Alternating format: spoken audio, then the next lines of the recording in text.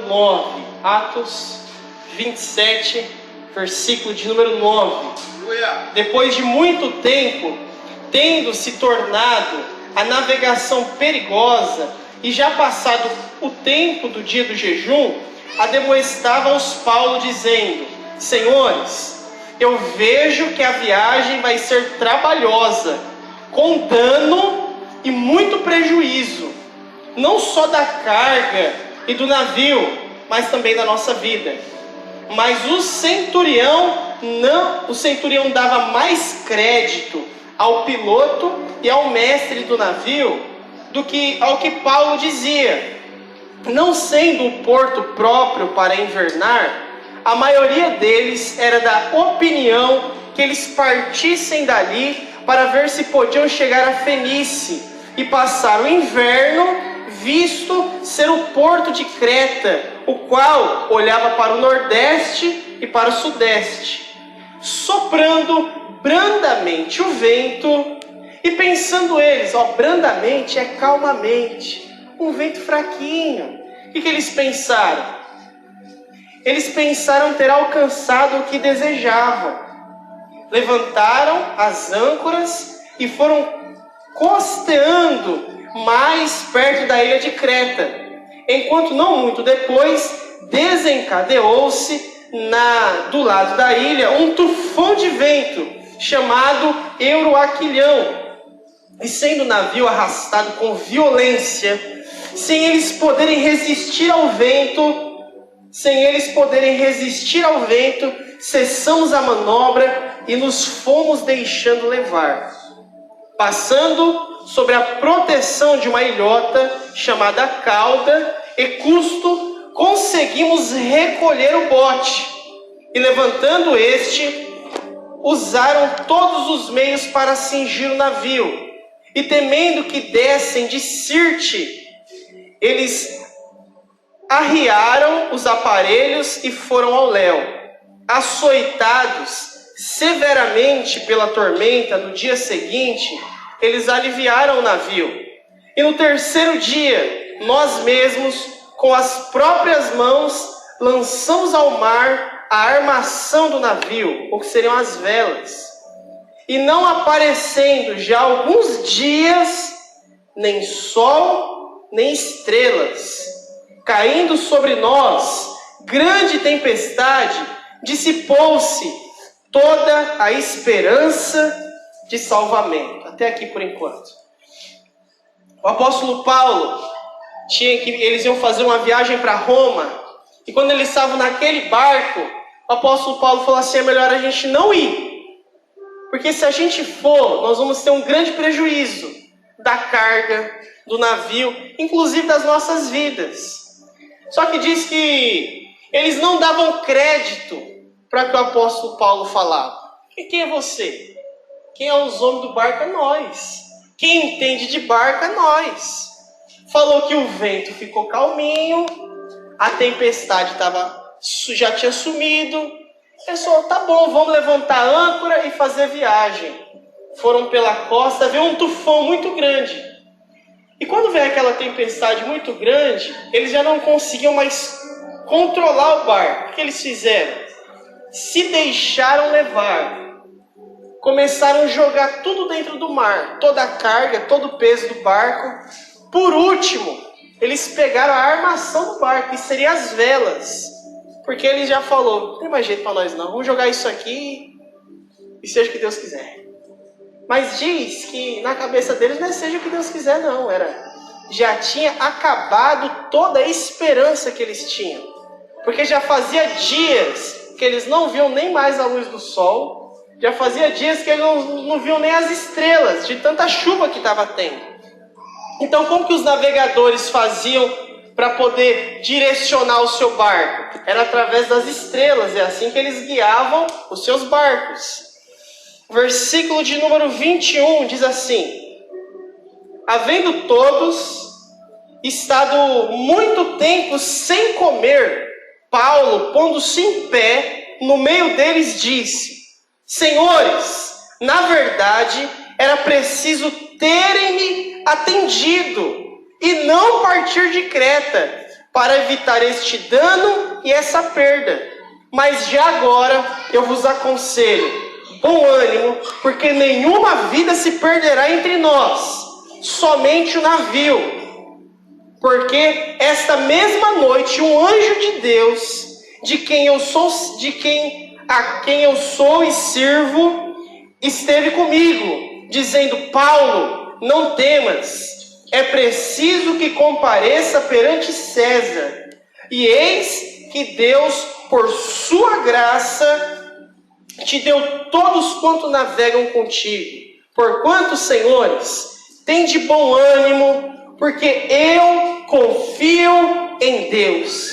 E sucederá de modo, porque me foi dito, porém é necessário que vamos dar a uma ilha. Verso de número 27.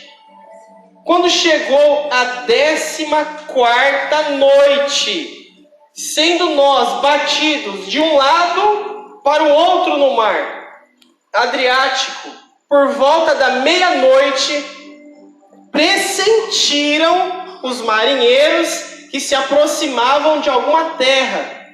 Eles lançaram o prumo e eles acharam 20 braças. Passando um pouco mais adiante, tornaram a lançar o prumo e acharam 15 braças.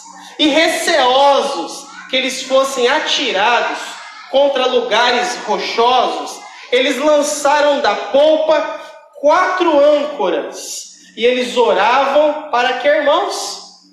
Para romper o dia. E procurando os marinheiros fugir do navio, e tendo arriado o bote no mar, a pretexto de que estavam para largar as âncoras da proa, disse Paulo ao centurião e aos soldados: se estes não permanecerem a bordo, vós não podereis salvá-los. Então os soldados cortaram os cabos e o bote e os deixaram afastar-se. Enquanto amanhecia, Paulo rogava a todos que se alimentassem, dizendo: hoje é o 14º dia em que vocês estão sem comer, nada tendes provado.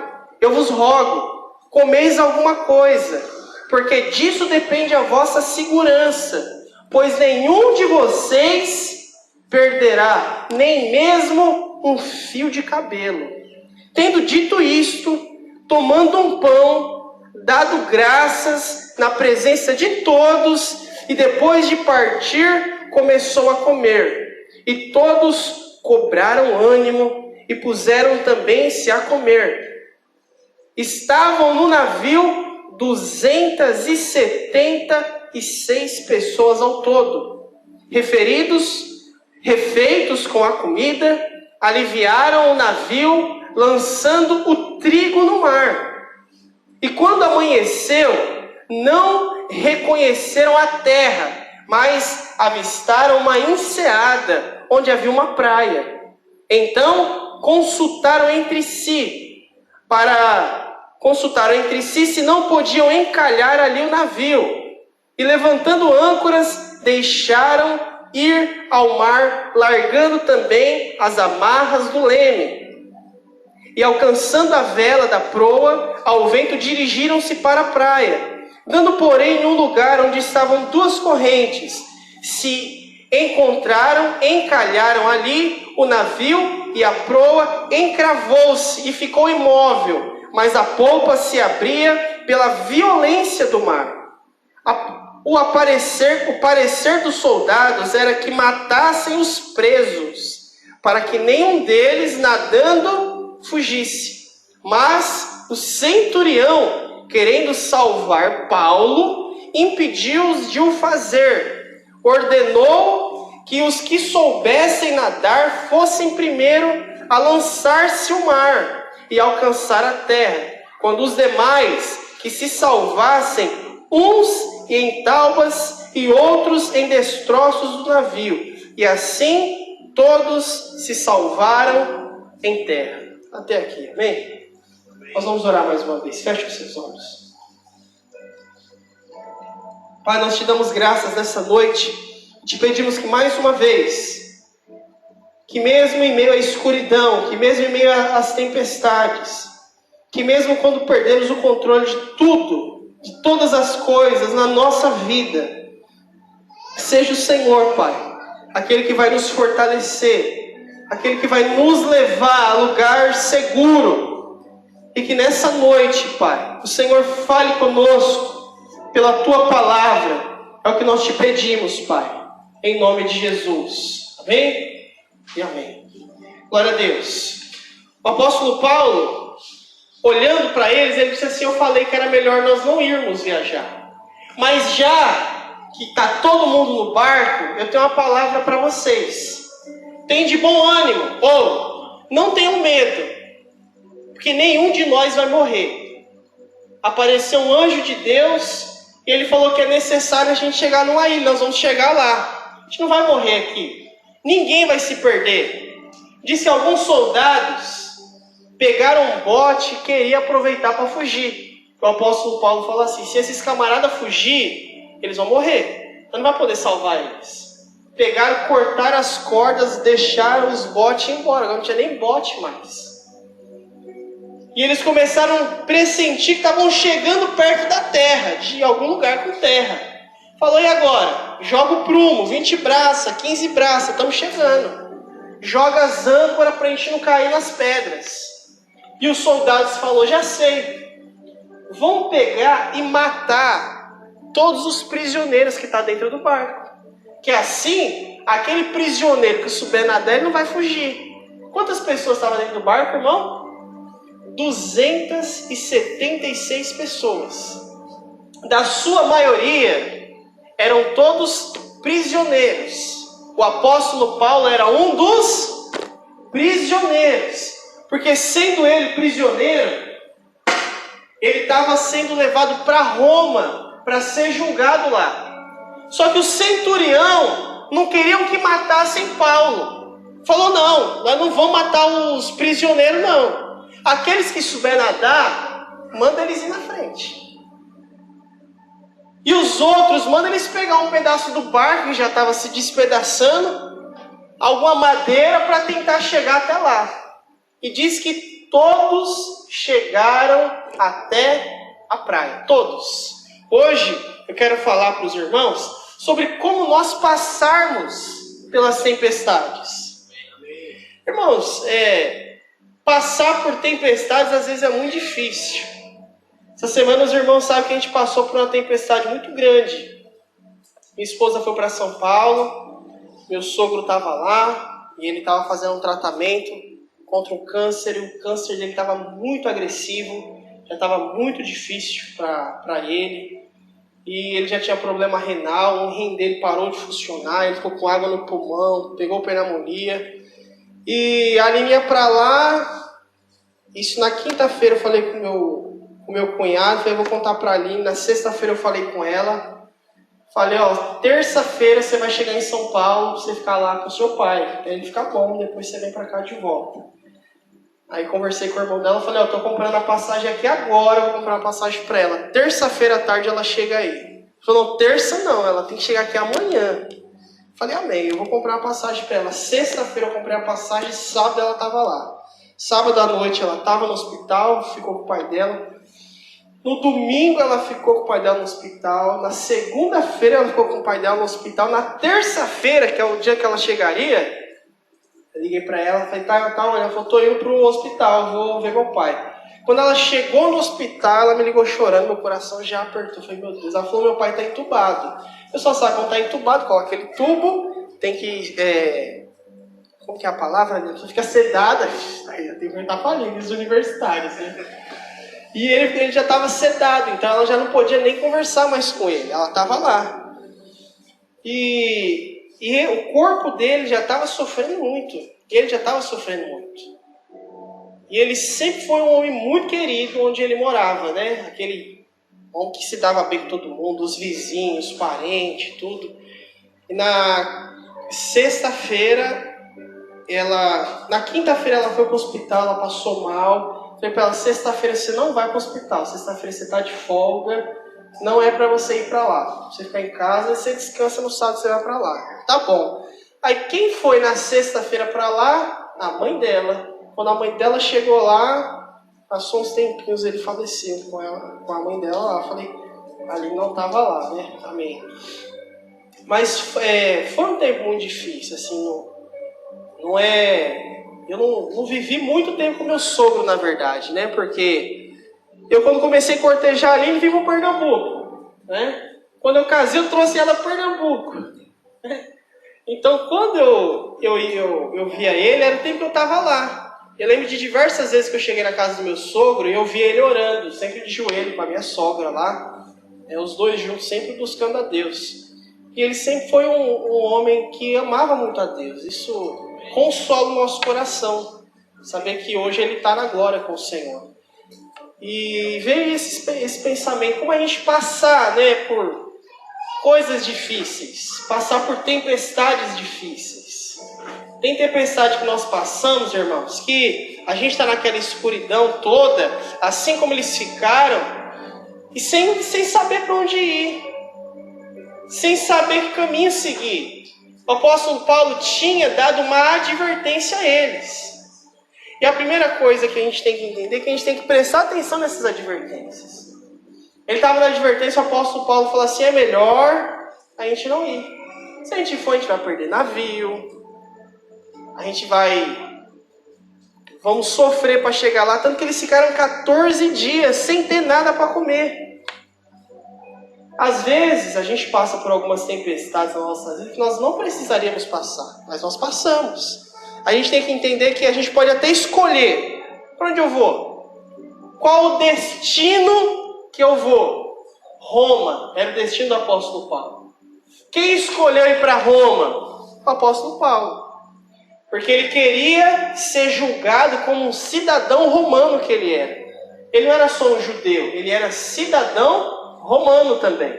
Ele não era um israelita, um hebreu, né? Nasceu ali. Ele tinha cidadania romana. Então, eles não podiam simplesmente ir lá matar o apóstolo Paulo, porque Paulo era romano. Então ele tinha o direito de ser julgado em Roma. Ele falou, não, eu quero ir para Roma, eu quero ser julgado lá.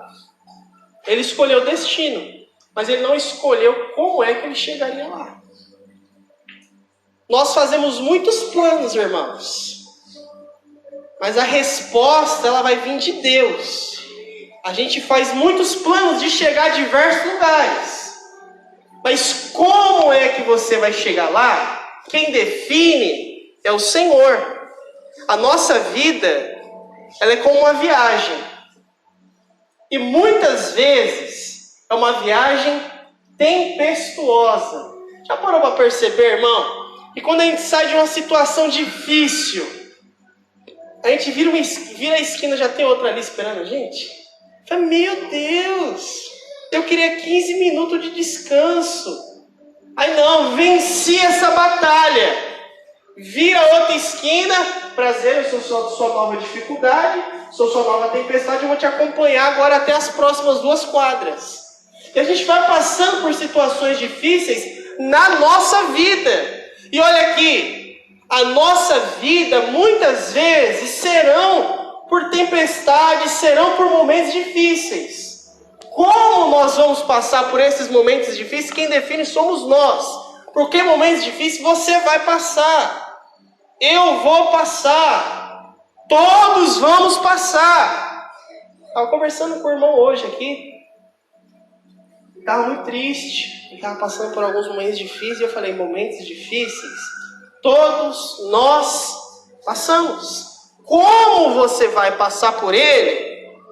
Aí é outra história. Mas a vida, irmão, a vida permite com que nós passemos por isso. O Senhor permite com que a gente passe por essas tempestades. Agora saiba, irmão, cada tempestade e cada problema que a gente tem, isso é uma semente da vitória. Então, quando eu passo por isso, eu me torno um vitorioso. Então, cada esquina que você consegue ultrapassar é uma vitória a mais que você tem. É lógico, irmão, que pela graça de Deus, há momentos nas nossas vidas que a gente olha assim e fica desconfiado. Está tudo muito tranquilo aqui, né? Está tudo muito em paz. Tem alguma coisa errada. Às vezes não tem, viu, irmão? Às vezes não tem. Dê graças a Deus. Que às vezes só está tudo bem. E é tudo que a gente quer. É ter alguns momentos felizes em família, sem estar brigando com o cônjuge toda hora. É ter momentos bons com os filhos, sem eles serem rebeldes com você. É ter momentos felizes onde está todo mundo com saúde, sem dívida para pagar. Mas tem gente não, fala, eu estou sem nenhuma dívida, o que eu tenho que fazer? Já sei, eu vou fazer uma dívida aqui agora, acabou. Comprar aqui em 15 vezes. Conhece gente assim, irmão? Que a vida dele tem que estar comprando alguma coisa. Se ele pagou tudo, ele vai, e agora? Qual que vai ser minha próxima dívida? Eu tenho que fazer uma dívida agora. É 15 anos da vida fazendo dívida. Só que tem uma hora que tem que acabar. Sabe aquela hora que acaba, você fala, pronto, agora. Deixa eu ficar só um ano aqui, vivendo mesmo. Sem ter dívida. E a vida, a nossa vida é como uma viagem. E tem um livro chamado O Peregrino. Ele é o segundo livro mais vendido, porque o primeiro é a Bíblia, né? O livro mais vendido é a Bíblia, no mundo.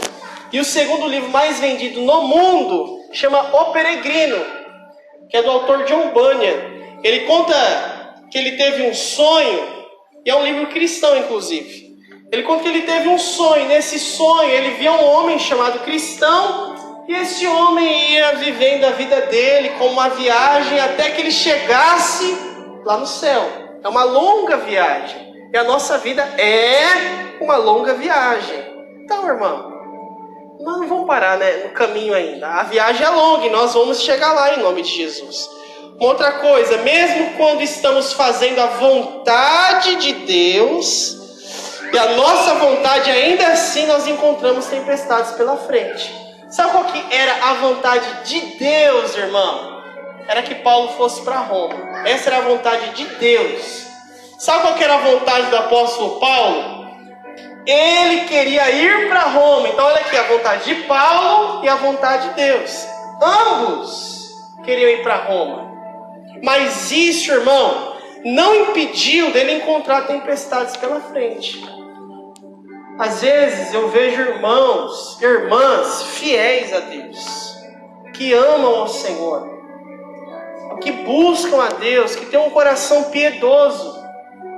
Mas esses irmãos também vão passar por tempestades na vida. Também vão. Então eu falar para o seu irmão assim, ó, fazer a vontade de Deus, falhou, fala assim para ele, fazer a vontade de Deus, ainda assim pode fazer você passar por tempestade. Então, alguns sinais nós precisamos estar atentos. Leia comigo lá no versículo de número 10, 9 e 10 novamente. Diz assim, ó: depois de muito, tendo se tornado a navegação perigosa, e já passado o tempo do dia do jejum, ademoestavam-os Paulo, dizendo: senhores, eu vejo que a viagem vai ser trabalhosa, com dano e muito prejuízo, não só da carga e do navio, como também das nossas vidas. Eles sofreram prejuízo, não de perder a vida, mas de sofrer na viagem. Então, o que a gente tem que estar atento, irmão? Qual o primeiro sinal na tempestade que a gente tem que estar? As advertências. Lá no versículo de número 4 diz assim: partindo dali, sobre a proteção de Chipre, porque por serem os ventos contrários. Os ventos eram contrários. Quantas pessoas que eu conheço, tenho certeza que o pastor Cícero também, que nós conhecemos, que hoje estão com a vida totalmente tempestuosa, porque não ouviu as advertências. Quantas pessoas entram na nossa sala, nós os aconselhamos, que eu falo assim: irmão, isso não vai dar certo, é errado. Eu sei. Me ajuda. Vai dar errado, não vai dar certo. Chegou uma moça muito querida aqui na igreja. Ela estava namorando com um rapaz. Até aí não tem problema. É uma moça namorando um rapaz. Até aí tá tranquilo. Conversei com ela. Falei, o rapaz, você tá namorando? Ah, é um camarada que eu conheci. Mas conheceu onde? Mas, por aí. Aí que é? Não, se ele bebe. Ele fuma também. Ele já tem alguns filhos também. Eu falei, filha, você é uma moça nova, não vai dar certo não. Não, mas eu quero. Mas vai dar errado, não vai não. Falei, deixa eu falar uma coisa pra você. Nós estamos conversando hoje aqui. Dia tal, mês tal, ano tal. Eu tô olhando no seu olho. Eu não tô falando só como um pastor, eu tô falando você como um amigo. Isso vai dar ruim pra você. Ah, não, mas eu acho que não vai dar não. Vou fazer o seguinte. Pegar um papelzinho aqui, eu falei, dia tal, do mês tal, do ano tal, falei que fulano é de tal, vai dar errado. Assina aqui pra mim. Assina aqui. Um dia você vai vir aqui na sala e eu vou conversar com você. Como o apóstolo Paulo falou, será melhor. Eu avisei para não ter... Mas já que foi todo mundo, tem de bom ânimo. Eu não ia pegar o papelzinho dela para esfregar na cara dela. Jamais ia fazer isso. Só ia pegar e fazer assim, eu avisei, mas já que deu tudo errado, né? Não é que eu sou... Ninguém aqui é mãe de Ná, irmão. Mas tem coisa que vai dar errado. Você não precisa ser muito inteligente, não. Você não precisa ser vidente, não. Tá na cara. Então preste atenção nas advertências que Deus coloca na sua frente. Tem coisas, irmão, que está com o semáforo lá, vermelho. Não vai dar bom. Tem coisa que já está lá, sinal amarelo. Tá? Presta atenção. Não, mas eu quero. Então vai. Mas vai dar ruim. Ouça o conselho. Ouça os homens e mulheres de Deus que o Senhor coloca na sua vida.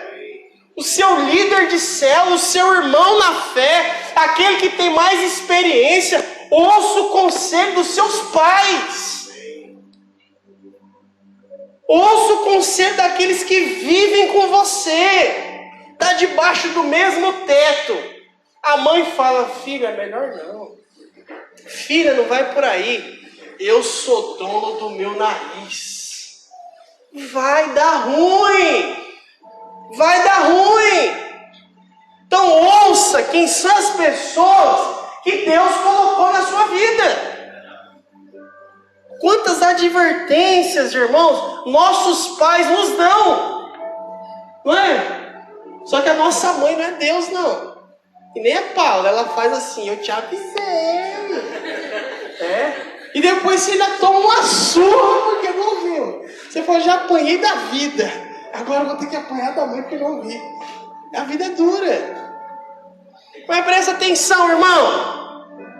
Aprenda a ouvir o conselho daqueles que você sabe que querem o seu bem. Poxa, precisamos conversar com alguma pessoa. Eu falo, irmão, você sabe que eu quero o seu bem, não sabe? Eu quero ver você feliz. É tudo que eu quero na minha vida. Só que se você for namorar com a ciclaninha, vai dar ruim. Eu quero ver você bem, casado, com a moça bonita, sendo feliz. Só que você não vai ser. Pelo menos esse é o conselho que eu tenho para dar. Eu acho que você não vai ser. Então avalia. Escute o conselho. Às vezes a gente está ali desesperado, cego, para fazer alguma coisa e não presta atenção nos sinais. E às vezes os sinais estão ali, escancarados na nossa cara, mas tá o quê? Bobo. Sem prestar atenção em nada. E uma coisa que na tempestade a gente tem que ter é prestar atenção nos sinais. E o primeiro dele é a advertência. Outra coisa, lá no versículo de número 11, diz assim: mas o centurião, ele dava mais crédito ao piloto e ao mestre do navio do que ao que Paulo dizia. Então olha aqui, irmãos.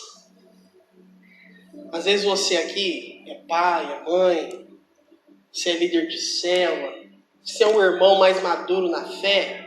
Às vezes as pessoas vão fazer como fizeram com Paulo. Sabe o que vão dar para Paulo?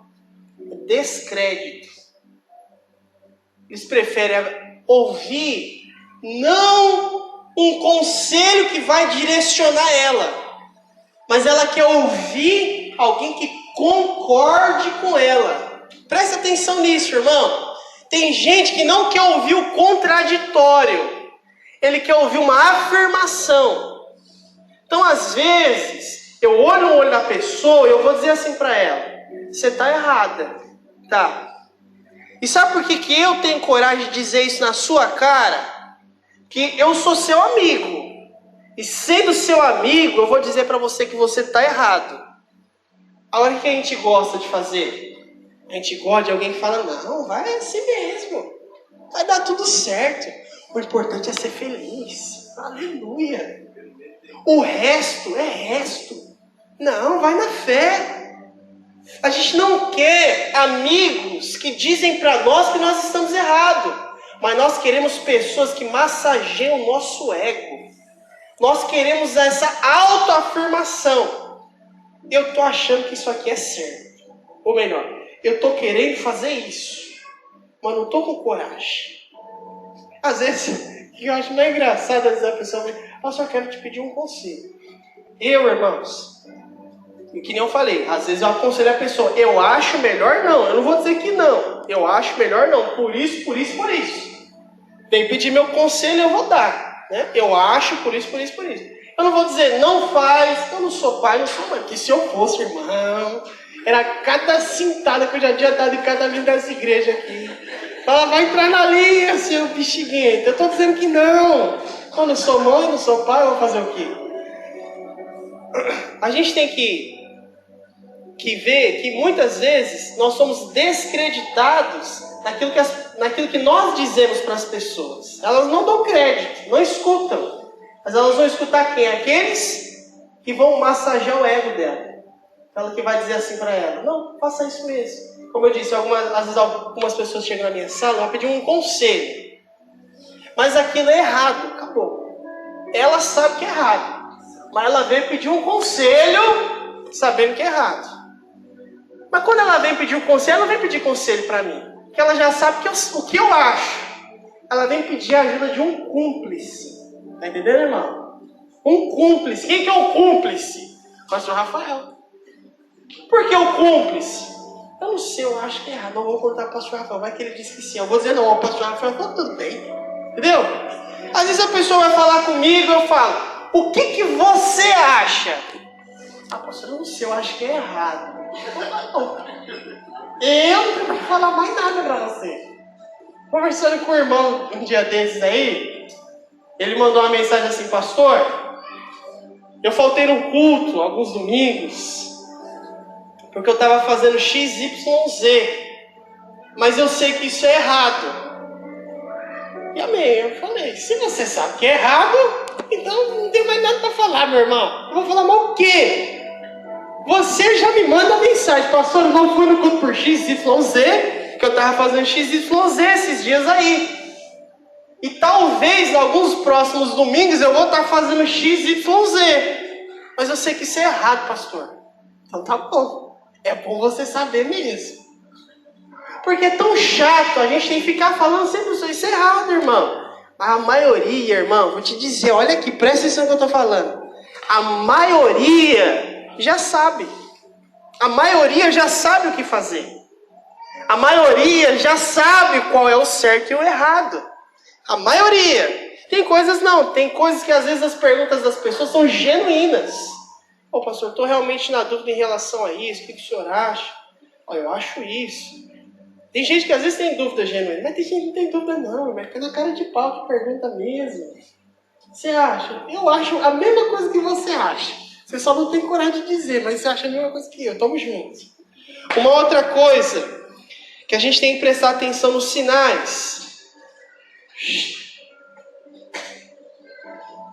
Então, às vezes a pessoa não vai ouvir pastor, não vai ouvir igreja, ela não vai ouvir ninguém, ela só vai ver os amiguinhos que vai querer a aprovação dela. Outra coisa que a gente tem que prestar atenção, que a voz da maioria nem sempre é a voz de Deus. Ou melhor, a maioria não é a voz de Deus. Quem já ouviu aquele ditado lá? A voz do povo é a voz de Deus. Já ouviu já? A voz do povo é a voz de Deus.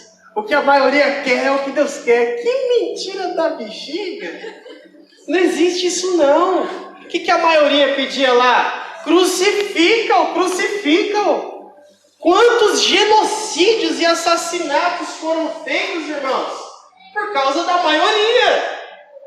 Ah, pastor, mas está todo mundo fazendo. E o famoso ditado de mãe, você também não é todo mundo, irmão. Você não é todo mundo. Você tem que aprender que tem coisas que nós precisamos nos diferenciar. Ah, mas todo mundo, verso número 12 diz assim, não sendo porto próprio para invernar, então o que eles queriam? Eles tinham que fazer a viagem para chegar a Roma, ele estava em um dos portos, só que aquele porto na qual ele estava não era um porto bom para passar o inverno. O apóstolo Paulo falou, eu sei que não é bom, mas bom viajar também não é não. O inverno está chegando. E o inverno lá é inverno de neve e tudo mais. E diz assim, a maioria deles era da opinião que partissem dali, para ver se podiam chegar a Fenícia e passar o inverno, visto que o porto de Creta, o qual olhava para o nordeste e para o sudeste. Então, o que a maioria queria? A maioria queria o que Paulo queria? Não. Melhor viajar, isso mesmo, bora viajar não. Paulo, a maioria está querendo viajar, bora viajar. Pode, então tá bom, quer viajar, né? Eu sou prisioneiro, não tem opção, tem que ir. Mas eu não acho que é bom não. E às vezes, nós, nesse afã de querer agradar amigo, de querer agradar os conhecidos, a gente quer andar naquela vida que a maioria vive. Ah, mas meu amigo pensa assim, se eu pensar diferente, ele vai estar chateado comigo. Você tem que aprender que a nossa vida não é o seu politicamente igual a todo mundo, politicamente correto. Às vezes nós vamos nos diferenciar pelas nossas posições e principalmente pelas nossas posições cristãs. Nós não somos a maioria. Nós não andamos como anda a maioria. A não ser que a maioria ande pelo que Deus quer que a maioria ande. A maioria está fazendo isso. Deus quer isso, então tá bom, vamos fazer isso. Caso contrário, não vamos fazer. Por isso, preste atenção que não é porque todo mundo faz lá na sua escola. Porque a televisão aplaude isso para você. Porque você aprendeu aquilo na escola. Isso é o melhor. Mas todo mundo está fazendo. E daí? Nós não somos todo mundo. Nós somos o povo de Deus. Amém? Uma outra coisa. Quem não escuta conselho, escuta. Quem não escuta conselho, escuta. Vocês não conhecem esse também? Quem não escuta conselho, escuta coitado. Fala para quem está assim. Quem não escuta conselho, escuta coitado. Isso é um ditado também, viu? E é ditado popular, viu? É mais velho que Guaraná com rolha, viu, irmão? Quem não escuta conselho, escuta coitado. Isso acontece muitas vezes com nós, por quê? Esse pessoal escutou coitado. Lá no versículo de número 21, deixa eu ver se é o 21. Havendo todos estado muito tempo... Aqui, é esse mesmo. 21. Havendo todos estado muito tempo sem comer, Paulo, pondo-se em pé no meio deles, disse: Senhores, na verdade eram preciso ter-me atendido e não partir de Creta, onde nós estávamos, não é isso? Para evitar este dano e perda. Mas já agora vos aconselho bom ânimo, porque nenhuma vida se perderá entre vós, mas somente o navio. Então o que o apóstolo Paulo fala para aquele pessoal? Mostra para eles que aquela aparente segurança que eles tinham era segurança falha. Eles tiveram os conselhos, tiveram os sinais, e ainda assim eles preferiram ir pelo caminho errado. No final, irmão, quem não ouve conselho, ouve coitado. Agora presta atenção, a quem vocês ouvem conselho? Conselho, irmão, nem sempre é a palavra de Deus. Mas o conselho precisa estar baseado na palavra de Deus. Porque você pode pegar a opinião de alguém, ouvir ou não ouvir. Porque opinião é opinião. A palavra de Deus não. A palavra de Deus você tem que ouvir, engolir e acabou. Meu amigo fala, mas eu não gosto disso na palavra não. Não tem problema seu. É a palavra. Não quero saber se você gosta ou deixa de gostar. A palavra de Deus diz isso e pronto. Agora, opinião de uma pessoa, você não sempre tem que acatar. Você acata se você achar uma boa opinião. Assim também é um conselho. A pessoa está te dando um conselho. Conselho não é obrigação.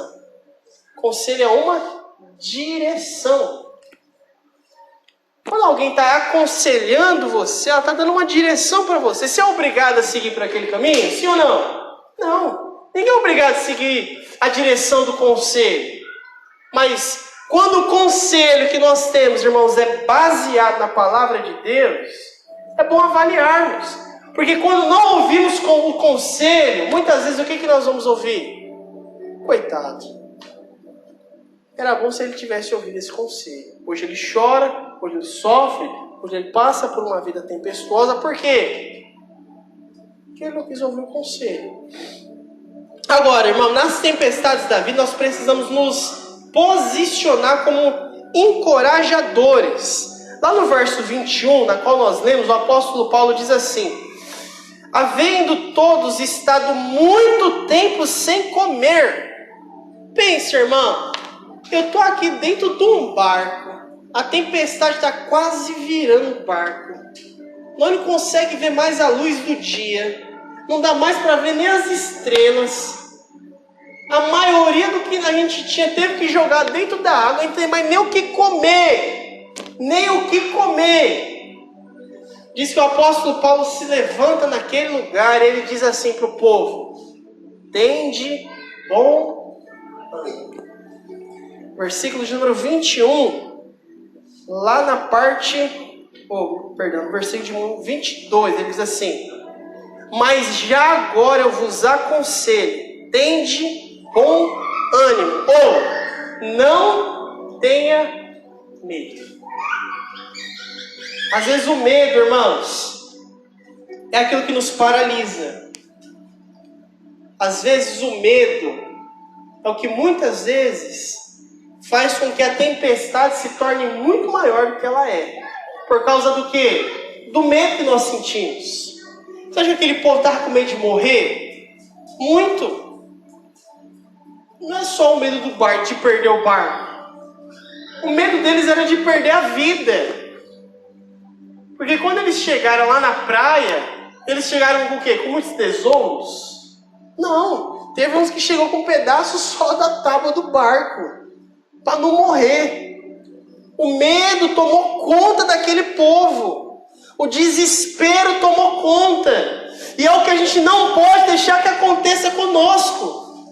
Eu estou lá no meio da tempestade da vida. O que vem? O medo. Vem o desespero. E agora que chega esse medo, o desespero, o que eu tenho que fazer? Tem de bom ânimo. Não tenha medo. Confie. Confie. O apóstolo Paulo, ele chega lá para poder animar o povo. O apóstolo Paulo não chegou e falou assim, ó, bem feito para vocês, agora tomara que esse barco afunde e morra todo mundo, porque eu avisei. O apóstolo Paulo não é desses. Eu quero agora que ninguém me ouviu quando a gente estava lá na ilha e eu mandei não levantar aquelas âncoras. Eu quero que afunda todo mundo, porque ninguém quis me ouvir. O apóstolo Paulo não foi assim. Ele podia ficar lá cheio de raiva, porque ninguém dava crédito para a palavra dele, mas ele não. Ele procurou animar o povo.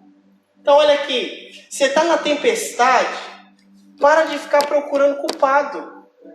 Culpado é minha mulher. Fazer que nem Adão, é a mulher que tu me deste. O culpado é o meu marido. O culpado são os meus filhos. O culpado é o meu patrão. O culpado é o meu vizinho. Que mais, irmão? Você não tem nenhum culpado para falar agora, né? A gente culpa todo mundo, irmão. Todo mundo. Agora olha aqui. Já está na tempestade? Já está na tempestade, vai fazer o quê? Agora é resolver o problema. Quando você está lá numa briga, irmão. Os casados aqui, amém? Os casados aqui, amém? Amém? Você está lá no momento da briga. Aleluia. Lá no fight. Fight entre aspas, pelo amor de Deus, meu irmão. Você está lá na briga, e aí? Não porque o culpado é você e o outro vai dizer o quê? Exatamente. O culpado é você. E o outro vai dizer o quê? Não, o culpado é você por isso. E o outro, você é o culpado por isso. Então vamos lá, meus irmãos. Esse aqui é o problema, ok? Ok? Esse aqui é o problema. Você está aqui, o outro está aqui. Não, o culpado é você. O culpado é você. O culpado é você. Por que os dois não pegam? Vamos resolver? Não é verdade? Mas eu falo com a minha mulher. Não, porque qual que é o problema? Qual que é o problema? Teu problema não é eu, não. Sou o amor da tua vida. Viu? Qual que é o problema? O problema é qual? Vamos resolver então, acabou. Entendeu? Então, numa tempestade, irmão, procure o quê? Procure o quê? Procure resolver. Ficar procurando culpado não resolve o problema. Se o apóstolo Paulo fosse procurar o culpado deles estarem ali, quem seriam os culpados? O centurião, seria o piloto do navio, seria o copiloto. O culpado de a gente estar nessa situação é vocês, meu amigo. Agora vocês que resolvam. Eu só sou um prisioneiro. Eu vou ficar aqui de boa. E vocês aí que dão um jeito. Agora, na tempestade, ele foi o quê? Alguém que estava encaminhando as pessoas para a vida. Todo mundo com medo de morrer. O apóstolo Paulo se levanta, todo mundo com fome. Tem de bom ânimo. Mais à frente eles falam assim, é melhor vocês comerem. Vocês vão precisar comer. Mas por que o apóstolo Paulo manda esse povo comer? Além do povo estar 14 dias sem comer, né, que não é algo muito normal, né, tomando só água e vivendo o que tinha dentro daquele barco ainda, o apóstolo Paulo fala, coma, vocês vão precisar. Eles tinham que nadar até a praia, irmão. Tem irmão que faz jejum de 6 horas, ele já chega andando assim em casa, já, ó, com as pernas mole. Irmão, você passar jejum de uma semana, você morria. Fica 14 dias sem comer, só tomando água, já tinha desaparecido. O apóstolo Paulo diz o quê? Come. Come, aí vamos pegar o que sobrou no barco de comida, vamos comer. Vocês vão precisar. Diz que eles comem, né? Reanimam suas forças e diz assim, ó, os que sabem nadar vai na frente. Vai na frente que o que sobrar vai pegar uns pedacinhos do barco para chegar na praia. Então na tempestade, irmão, ao invés de ficar procurando culpado, procure resolver a situação e encaminhar as pessoas para a vida. Na tempestade, outra coisa que a gente tem que fazer é abandonar o medo. O antônimo do medo é a fé. O contrário do medo é a fé. A gente tem que ter fé nessa situação. O apóstolo Paulo diz assim, não temas. O anjo de Deus me apareceu nessa noite. Ele me falou uma coisa, não vai morrer ninguém. Agora o barco já era. O barco vai perder. Mas não vai perder ninguém. A gente vai chegar lá. A gente não vai perder nem um fio de cabelo. Nós vamos chegar. Todo mundo vai chegar lá. 276 pessoas. E ninguém morreu. Ninguém morreu afogado. Será que no meio de 276 pessoas todo mundo ia saber nadar, irmão? Então ele falou: tem um pessoal lá querendo pegar o bote para fugir. Se esses camaradas pegar o bote, eles vão morrer. Agora, quem tiver dentro desse barco vai sobreviver. Se fugir, vai morrer. Porque quem prometeu, irmão, é fiel o suficiente para cumprir. Amém? Uma outra coisa na tempestade que nós precisamos fazer é lançar as nossas âncoras. Os irmãos sabem o que é âncora, amém? Aquele negócio lá dos filmes, assim, bem pesado. Solta lá aquelas correntes para segurar o barco. Tinha 4 âncoras. A gente precisa fazer o que também? Precisamos fixar nossas âncoras para nós estarmos firmes. A tempestade vem, irmão. E o barco para cá, o barco para lá. Mas por que o barco não ia muito para lá e nem muito para lá? Por causa das âncoras. A palavra de Deus lá em Mateus capítulo número 7 diz assim: bem-aventurado aquele que constrói a sua casa sobre a rocha. Porque vindo a chuva, vindo os ventos, não vão derrubar. Mas ai daquele que constrói a sua casa sobre a areia. Porque vindo a chuva, vindo os ventos aí, vai derrubar, não vai sobrar nada. A gente tem que estar, irmão, olha aqui, firmado na rocha, ancorado no Senhor Jesus, firme. A gente tem que estar. Não aquele crente Raimundo, o pé na igreja e o pé no mundo. Tem nem o Raimundo aqui, né, irmão? Sabe que a nossa vida não deve ser servir a Deus de qualquer jeito. Aquela pessoa que serve a Deus por mera formalidade, só serve a Deus por servir, mas não é firme em Deus, não é firmado no Senhor. Na primeira tempestade que tem o barco afunda, parece barquinho de papel. Tomou água, afundou. Então olha aqui, irmãos, a chuva e a tempestade vai chegar. Agora, mesmo chegando a chuva e a tempestade, precisamos nós estar firmados no Senhor. Agora vamos comigo lá no capítulo de número 28, versículo de número 1.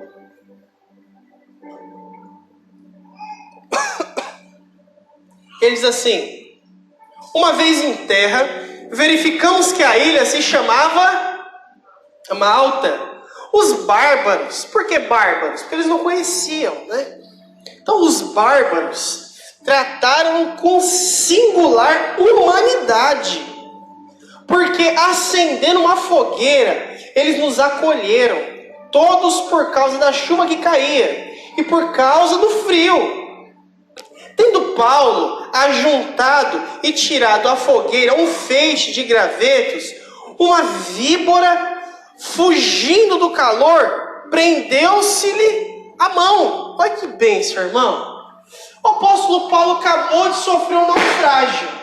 Quando ele sofre esse naufrágio, ele chega lá, tem os bárbaros da ilha chamada Malta, a galera faz uma fogueira para eles.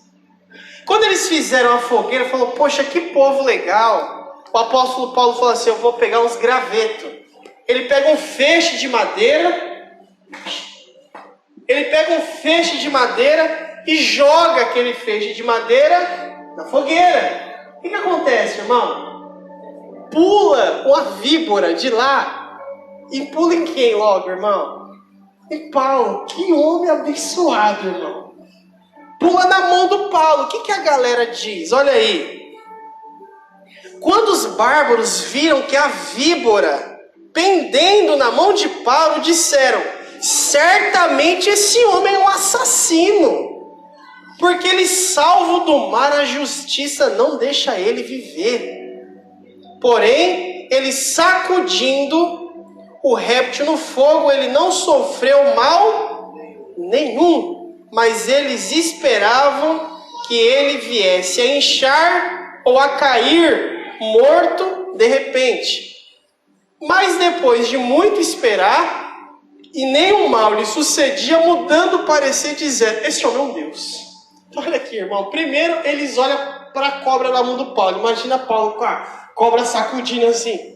Aí Paulo joga a cobra na fogueira. O pessoal fala: isso é uma víbora. Esse camarada é um assassino.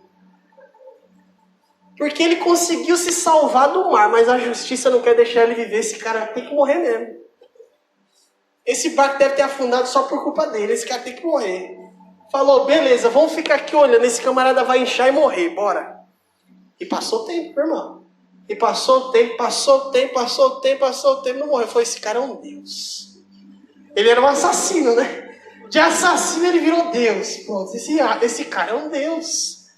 Versículo número 7 diz assim: daquele lugar havia um sítio pertencente ao homem principal da cidade chamado Públio, o qual recebeu e hospedou benignamente por 3 dias. Hospedou quem? O apóstolo Paulo. Aconteceu que, achar-se enfermo de disenteria e ardendo em febre, o pai de Públio, Paulo foi visitá-lo, impondo-lhe as mãos e o curou. À vista desses acontecimentos, os demais enfermos da ilha vieram e foram curados, os quais nos distinguiram com muitas honrarias, e tendo-nos de prosseguir viagem, nos puseram a bordo de tudo que era necessário. Então olha aqui, Paulo cai naquela ilha, a galera chama ele de assassino ele vira Deus. Um homem fala: você tem que ir na minha casa, vai ficar hospedado lá. Ele fica 3 dias na casa desse homem chamado Públio. O pai dele está com disenteria e febre. O apóstolo Paulo ora por ele, ele é curado. O que acontece com a ilha? Vamos todo mundo para lá. Diz que o apóstolo Paulo ora por todo mundo e todos eles são curados. O que a galera da ilha faz? Nós vamos preparar tudo para vocês viajar. Então se prepararam tudo para eles, inclusive prepararam um barco. Deram suprimento, honraria para eles. Vocês vão viajar. No caso do nosso tempo, só quero destacar uma coisa aqui. Quando eles saem lá do mar, daquela chuva e daquele frio, o que todo mundo faz, irmão? Vai lá para a fogueira se esquentar, amém? Todo mundo queria se esquentar. Por quê? Estava todo mundo com frio. Aí diz que o apóstolo Paulo se levanta para buscar o quê? O graveto. Para poder continuar alimentando a fogueira. Esse também deve ser nós, irmãos. Todos nós aqui passamos por tempestades nas nossas vidas. Aí alguns, porque estão na tempestade da vida, o que eles querem fazer? Eu vou ficar aqui no meu barquinho, eu vou ficar aqui na minha fogueirinha, porque eu estou com frio. Eu acabei de nadar até chegar até aqui. Para mim aqui tá bom. Só que outros, mesmo passando pelas tempestades da vida, ele fala: eu tenho que ajudar. Eu vou ajudar alguém. E sai catando graveto por aí. A gente está hoje aqui, irmão, catando graveto. Catando graveto para ajudar quem está passando pelas tempestades da vida. Então você tem o coração de servir aqueles que estão ali na fogueira. Ele está na fogueira, ele está na tempestade dele. Ele está passando pela dificuldade dele. O que ele precisa ali é se esquentar. E é o que a gente precisa fazer. Quando a gente sai da tempestade da vida, ao invés de sair para longe do Senhor, a gente precisa se aquecer. E não só se aquecer, mas procurar aquecer aqueles que também ainda não estão aquecidos. Que essa seja aquilo que a gente faça para a glória de Deus. Amém? Vamos colocar de pé em nome de Jesus.